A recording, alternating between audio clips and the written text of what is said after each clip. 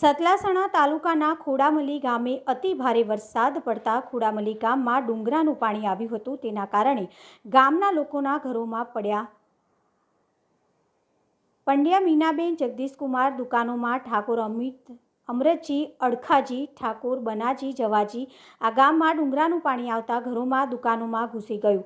ભયંકર કોન્ટ્રાક્ટરની બેદરકારી અગાઉ 15-20 દિવસ પહેલાં પણ જાણ કરી હતી તો પણ હજી સુધી કોઈ નિરાકરણ આવ્યું નથી। જો આવું ને આવું રહેશે તો ખોડામલી ગામના લોકોને અતિ ભારે મુશ્કેલીનો સામનો કરવો પડશે। જીવન જરૂરિયાત વસ્તુઓ કઈ રીતે લેવા જવું, બાળકોને સ્કૂલોમાં કઈ રીતે અભ્યાસ કરવા જવું, કોઈને હોસ્પિટલ કઈ રીતે જવું, શું આ વિષય पर सरकार श्री पगला नहीं भरे? शू खोडामली गामना लोकोने आवी परिस्थितिनो सामनो करवो पड़शे? आ तो हजू शरूआत छे तो पण आवी परिस्थिति छे। खोडामली गामना लोको तो हजी केवी रीते परिस्थितिनो सामनो करवो पड़शे? खोडामली गामना लोकोने डुंगरानुं पाणी आवे छे। भयंकर अंदाजित 2 થી 3 महीना पहला नाळानुं काम कर्युं हतुं। खोडामली गामना लोकोए कोन्ट्राक्टरने जाण करी हती, तमे नाळुं मोटुं बनावजो, तो पण कोन्ट्राक्टरे तेमनी मनमानी करी अने तेमने 2 भूंगळा नाख्या अने नाळुं नानुं बनाव्युं हतुं। तेमने खबर नथी तो पण आवुं कर्युं। हवे खोडामली गामना लोकोने बहु ज मोटी समस्या छे। गामना लोकोने गाममां केवी रीते आवुं, कोई बीमार पड़े तो होस्पिटल केवी रीते जवुं, खोडामली गामना लोकोना द्वारा जाणवा मळ्युं छे के बहु ज समस्या छे। खोडामली गामना लोकोने केटलाय वर्षोथी समस्यानो सामनो करवो पड़ी रह्यो छे। आथी खोडामली गामना लोकोने एक ज शब्द कहेवो छे के सरकारने जल्दीथी जल्दी आनो निकाल लावे। रिपोर्टर अल्पेश रावल, મહેસાણા।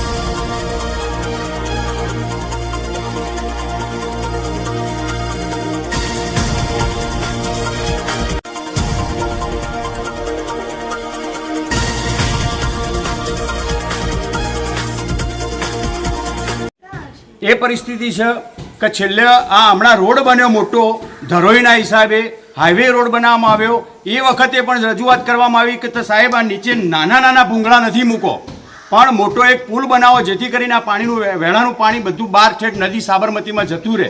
આ લોકોએ ન સાંભળ્યું, મનમાની કરી, પોતાની રીતે બનાવ્યું અને એ તો કે ફરીથી થશે એટલે એ વખત થઈ પડશે આવું કહેવામાં આવ્યું છે. તો હવે અમારે શું કરવું? તમારું ગામ કયું? ખોડામી. તમારા ગામની અંદર શું સમસ્યા છે? અમારા ગામની અંદર ડુંગરના પાણી આવે છે અને મેઇન રસ્તો મારા ઘર આગળ થઈને નીકળવાનો છે પણ કોઈ ભરપાઈ એવી છે નહીં કે બધું પાણી અમારા ઘરની અંદર ઘૂસી જાય છે.